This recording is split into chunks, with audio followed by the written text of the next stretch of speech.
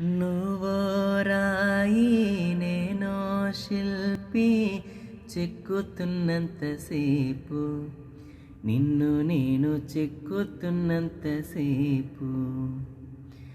ఆ తరువాత అంటారంతా నిన్ను దేవుడని, నన్ను అంటరాని వాడిని.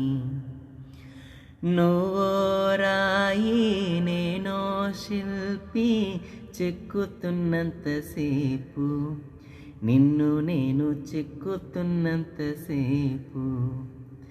ఆ తరువాత అంటారంతా నిన్ను దేవుడని, నన్ను అంటరాని వాడిని.